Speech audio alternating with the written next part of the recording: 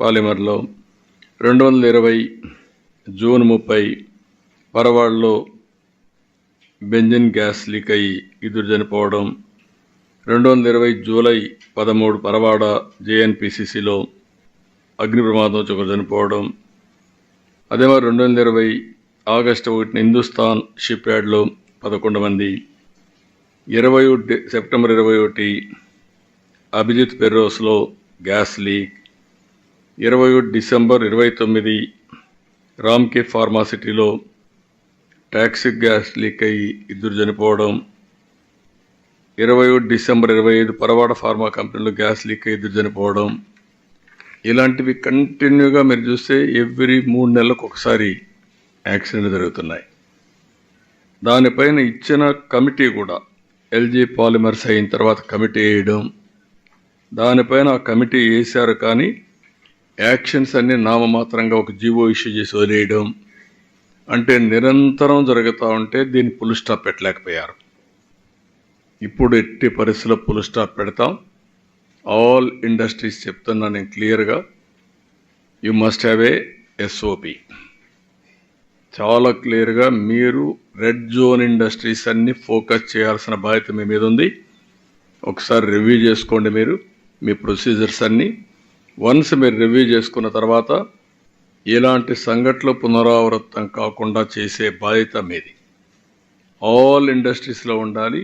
Particularly more focus on red జోన్లో ఇలాంటి industries, red category ఇండస్ట్రీస్లో మీరు పెట్టాల్సిన అవసరం ఉంది.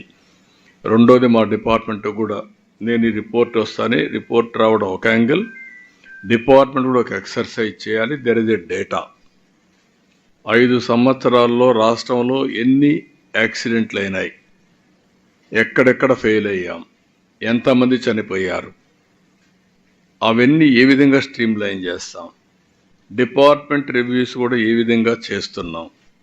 అదే సమయంలో స్ట్రిక్ట్గా ప్రతి ఒక్క వ్యక్తికి కూడా మేము చేసే సిస్టమ్స్ కానీ, ఆ సిస్టమ్స్లో వీళ్ళు ఇన్స్పెక్ట్ చేసిన రెగ్యులేటరీ అథారిటీ వచ్చినప్పుడు ఇచ్చినటువంటి రికమెండేషన్స్ అన్నీ ఎగ్జిక్యూట్ చేశారా లేదా, అమలు చేశారా లేదా, చేయకపోతే వాళ్ళపైన ఎట్లా యాక్షన్ తీసుకోవాలి, ఇవన్నీ చేసి యాక్సిడెంట్స్ అనేటివి వీలైనంత వరకు తగ్గించడం.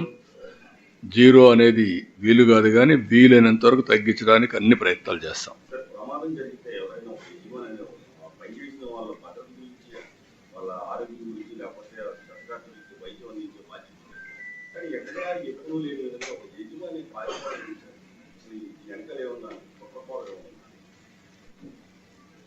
ఈ మధ్య కొన్ని జరుగుతున్నాయి, నేను అవి మాట్లాడడం లేదు.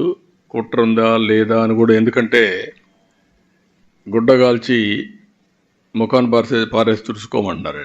వీళ్ళే వచ్చి క్రిటిసైజ్ చేస్తారు, వీళ్ళే చేస్తారు. నేను ఐఎమ్ వెరీ క్లియర్.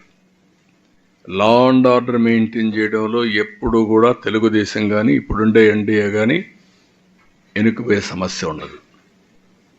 మీరు అన్నట్టు ఎవరైనా కుట్రలు చేసినా ఆ కుట్రలు కూడా ఎక్కువ రోజులు సాగవు. ఏదేమైనా ఇటీవల జరిగే సంఘటనలు